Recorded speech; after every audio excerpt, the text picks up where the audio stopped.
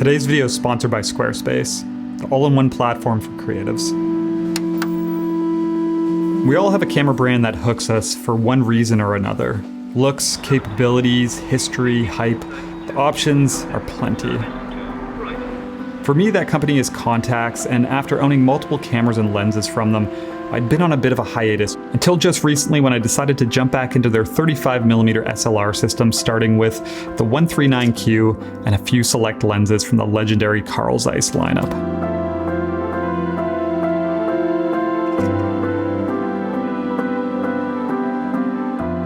So years ago on this channel, I did a review about a Contax RTS and also a Yashica FX3. And those two cameras I actually used for the majority of my work in the American West. And then I also owned a complete set of Contax Zeiss lenses for filmmaking. But for a while now, I've been shooting mostly medium and large format, but I did want to get another 35mm camera just to get back into some more like casual shooting.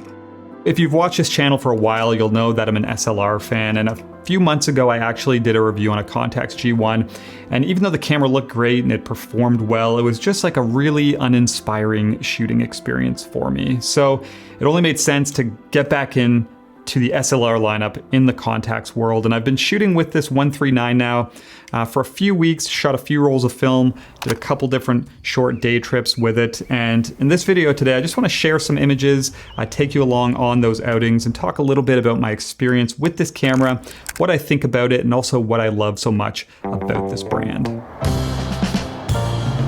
My first day out with the 139 was on a trip to Bristol. I actually had to drop some film off at a lab, and I thought it'd be a good opportunity to run my first roll through this. And I also just want to give a quick shout out to my friends over at Jack's Lab. They did some like last minute quick turnaround for me, did me a huge favor. So just want to say thanks to them, and if you're in England looking to get film developed, you should check them out. For that day, I chose to run a roll of expired Fuji C200 through the 139, forgetting that I actually kind of hate expired film.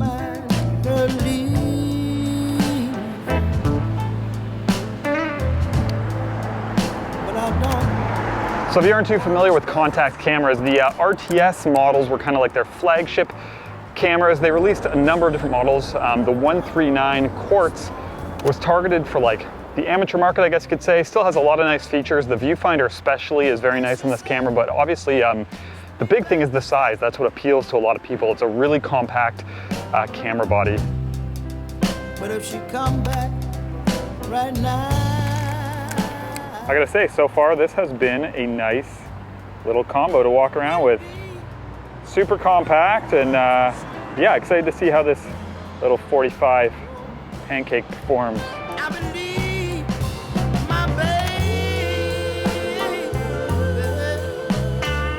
So the 139 is pretty straightforward when it comes to features, but kind of everything that I'm looking for, nothing that I don't need. So max shutter speed of 1/1000, but it does have an aperture priority mode with exposure compensation, which I love. Viewfinder is nice, big and bright, has an aperture readout on the top and shutter speed readout on the right-hand side with the meter. So almost always when I'm working with these cameras, both these SLRs, I'm sticking in that automatic mode and just using exposure compensation. So this camera kind of fit the bill perfectly. When it comes to lenses, as mentioned, the Zeiss options for the Contax Yashica systems have an excellent reputation, as you'd expect, with a number of different lenses to choose from. Personally, they're some of my favorite optics that I've ever used, and this time around I decided to pick up 3 lenses, 2 of which I've never owned before. As mentioned earlier, I grabbed the 45mm 2.8 Tessar, and then I actually picked up a 50mm 1.7. This was one of the first Contax lenses that I ever bought back in the day. I'll talk a little bit more about this one later.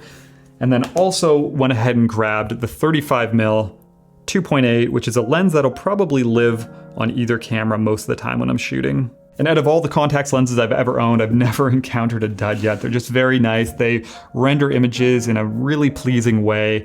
Great sharpness, detail, nice color, basically everything that you'd expect. So I was very curious to see how this 45 and also the 35 were going to perform. We are going to take a look at those images in a second, but before we do that, I just want to take a second to talk about the sponsor of today's video. I've been using Squarespace for a number of years now for my creative businesses, and what I love about the platform is that I can use it for a creative website for my photography, just with a nice clean template to showcase my portfolio work.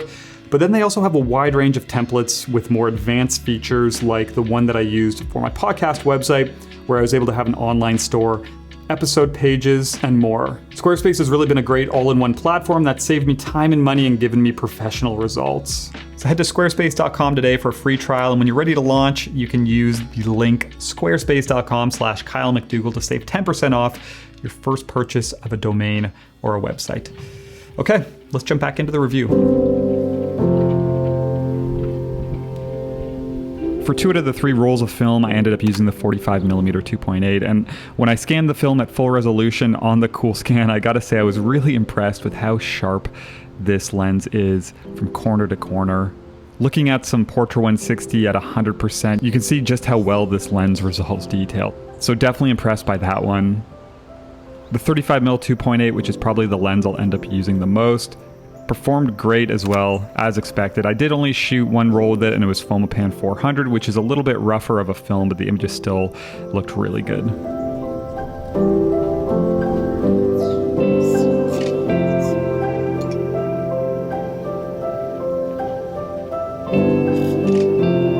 So these lenses are definitely becoming expensive. They've become very popular in the filmmaking world, but there still are some deals waiting to be found out there. So the 50mm 1.7, this was sold as like a budget version to the 50mm 1.4. You can pick this one up for cheap. I paid 80 pounds on eBay, which is, in my opinion, a steal. You know, a lot of people say that this version is just as good or even better optically than the 1.4. And then if you stick to some of the slower versions of the other lenses as well, for example, the 35mm, I used to own the 35-1.4. I think I paid like $1,500 or $1,600 US for that. And in comparison, this 35-2.8, I paid $250 US. So quite a big difference. And the 35-2.8 is still a great lens, obviously just a little bit slower. When it comes to usability, the 139 has been pretty nice so far, you know, very compact, but still fine to handle. I will say though, to me, it's not as nice as the RTS. It's a lot lighter, but the RTS just has this very solid, almost premium feel to it. Overall though, this camera did perform well. Like I mentioned earlier, the viewfinder is very nice to use, big and bright. And then the meter seemed fairly accurate.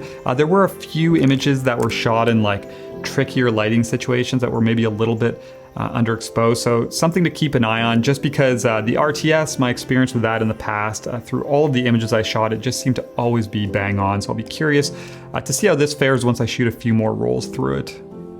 If you're in the market for a 139, you'll probably notice very quickly that most of the cameras out there for sale have their leather peeling off or missing. And that's because Contax use like a very soft leather for these cameras that didn't really last that long. So just know that if you are looking for one of these, a lot of them look rough because of the peeling leather. But personally, if it were me, I'd almost look for a camera like that because you could probably save a few dollars. So overall, I've definitely enjoyed the 139. I'll be hanging on to it, but I will say if I had to pick between this and the RTS would still be my first choice. I just like the handling and the feel and the look of it a little bit more. But you know, I think it is pretty cool that you pair this camera with something like the 45. You just get this setup that's almost like point and shoot in size and handling, but brings with it a lot of the nice features that come with an SLR. The Contax SLR system and the lenses that come with it will always be something that I have a soft spot for. I've created some of my favorite images with them, and it's one of those brands that for me just influences creativity and feels right. That's not to say that there aren't other as capable cameras and lens systems out there. I think it's just all about picking the one that suits you best, and for me, the 139 will be a camera that is definitely sticking around.